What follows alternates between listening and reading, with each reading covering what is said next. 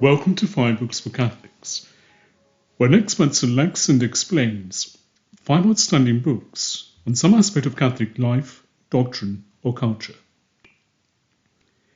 Apologetics consists in defending the faith by explaining the reasons for belief and revelation. It is summed up in St. Peter's exhortation to always be prepared to make a defense to anyone who calls you to account for the hope that is in you. 1 Peter 3:15. Recently, several apologists have been stressing the need to engage not just the mind, but also the imagination. This strand of apologetics has been called Imaginative apologetics. This is the second part of an interview in which Holly Ordway explains Imaginative apologetics and recommends some of the best books on the subject. In part 1 of this interview, she discussed her top 5 recommended books. Here she discusses some extra recommended readings. Holly Ordway is the Cardinal Francis George Fellow of Faith and Culture at the Word and Fire Institute and visiting professor of apologetics at Houston Christian University. She holds a PhD in English from the University of Massachusetts, Amherst, and is the author of Tolkien's Modern Reading, Middle-earth Beyond the Middle Ages, Tales of Faith, A Guide to Sharing the Gospel Through Literature, Apologetics and the Christian Imagination, an integrated approach to defending the faith, and recently she has published Tolkien's Faith, a spiritual biography.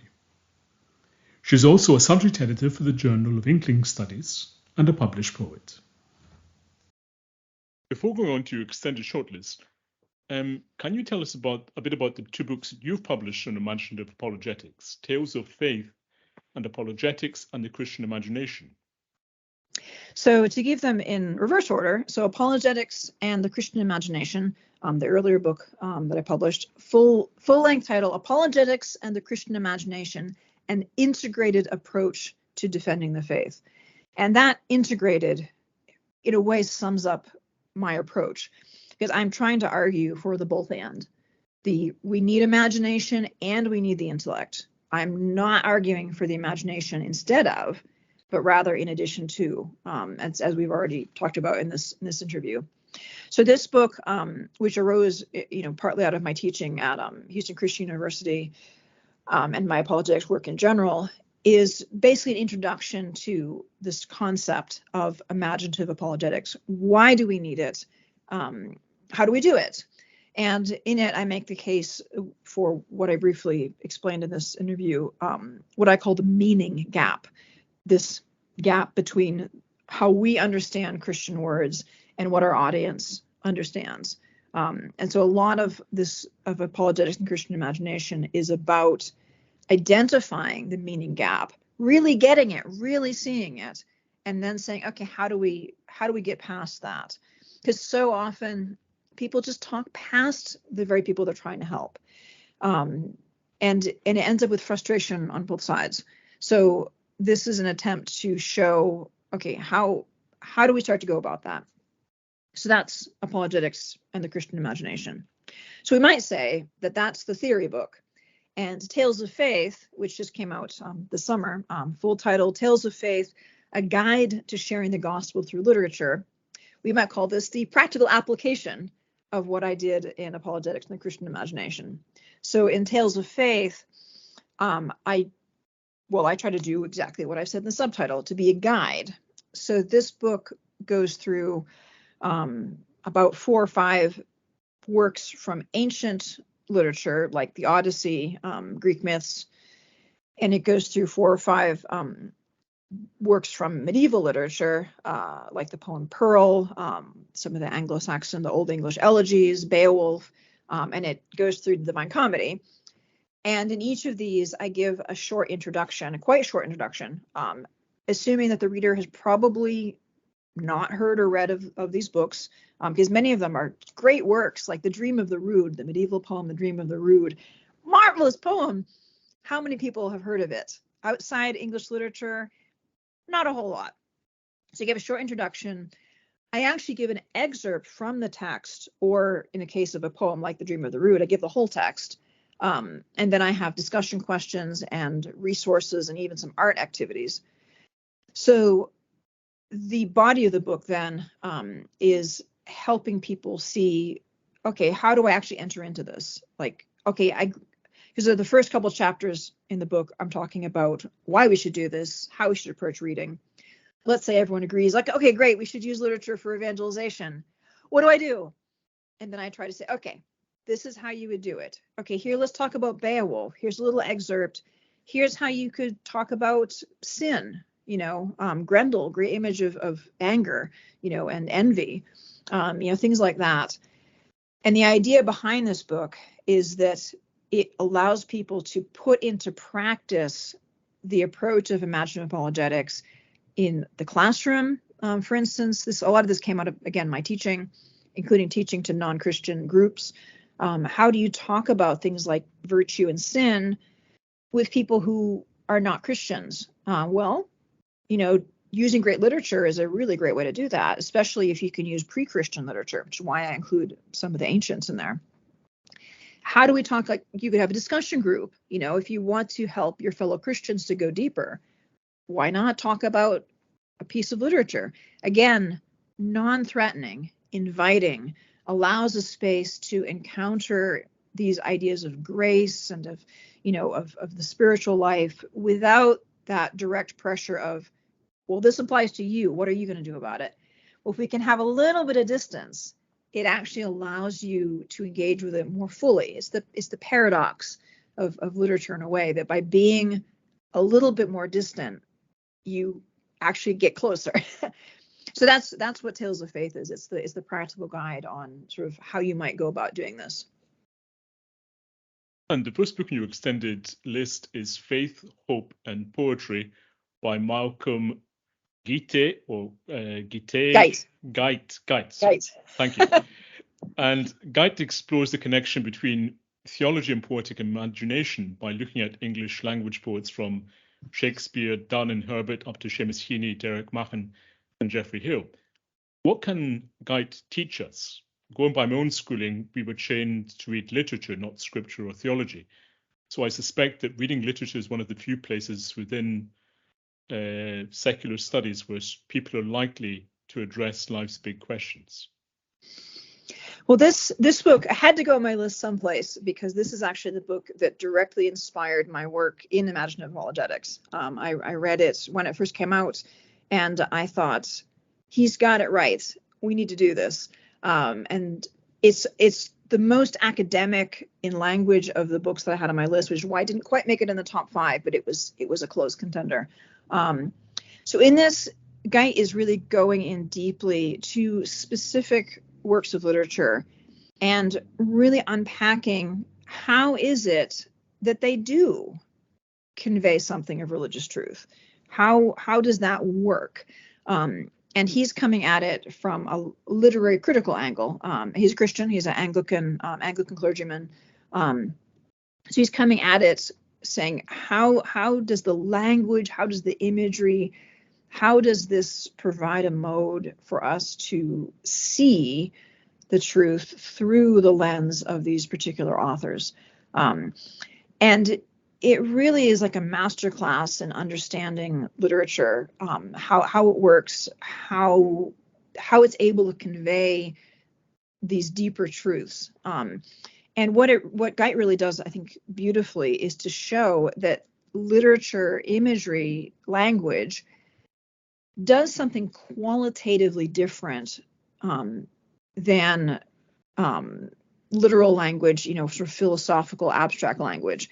They're doing different things, and they're both valuable. They're both needed. We need the precision of abstract language. Absolutely. We need those things, but we can't just have those things. We need to have the experience of the imaginative experience. And so he really explains how that works in I think a really amazingly effective way. Next on your extended list is a collection edited by Andrew Davison, Imaginative Apologetics, Theology, Philosophy, and the Catholic Tradition. You especially recommend Michael Ward's chapter on C.S. Lewis. What else makes this volume worth reading? Well, this is a good sort of overview. The Catholic tradition here is broadly Catholic, so there are Anglicans and Catholics in this volume. And one of the things that is particularly helpful about this is that it touches on different aspects of it. How does imaginative apologetics relate to philosophical apologetics, for instance? What are its limitations? How does it work? And so there's a number of really excellent authors in here who are giving different angles on it.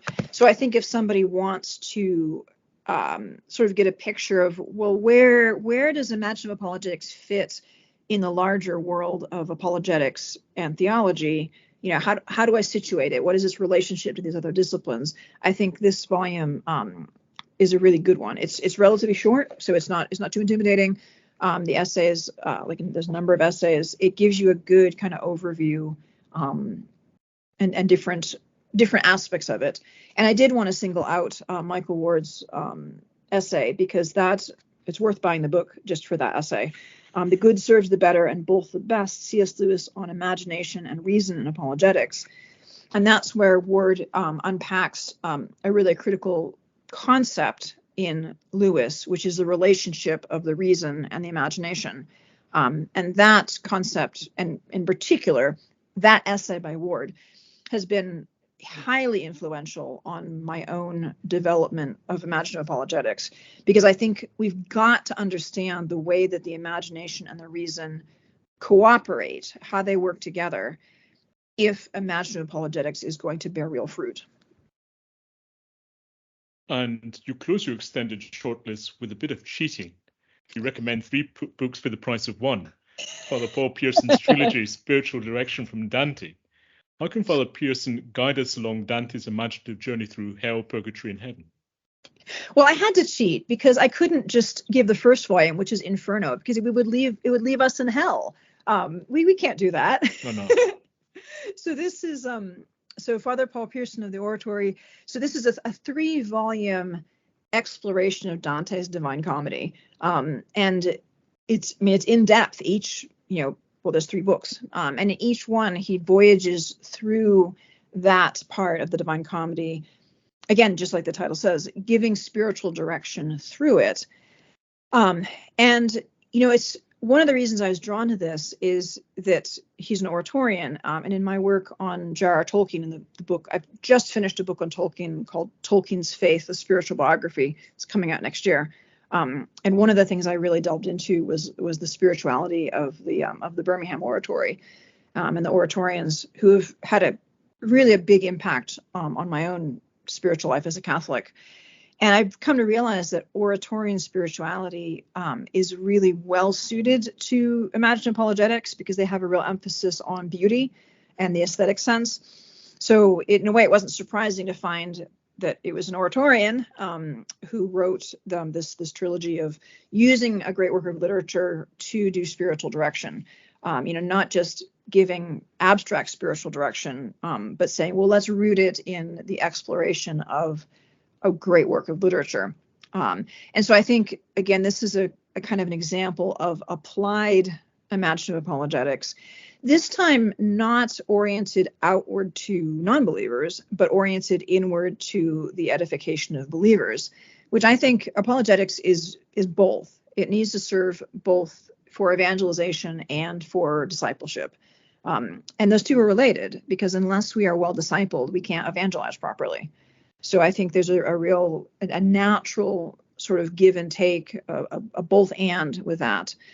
So I really liked the way that he's doing the work of imaginative apologetics through literature for the Christian. And so I think if you're able to voyage through that, you'll start again to see kind of a case study, as we saw with, Lion, the Witch, and the Wardrobe. We saw with, poetry. Okay, this is how we can start to convey these great truths of the faith in a way that connects with both the intellect and the imagination. Professor Ordway, thank you very much for taking us through your recommended books on imaginative apologetics. Well, it has been my pleasure. Thank you. Thank you for listening.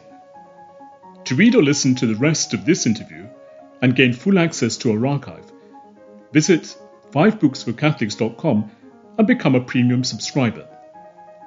If you've enjoyed this episode, please subscribe to the podcast and give it a top rating on the platform of your choice.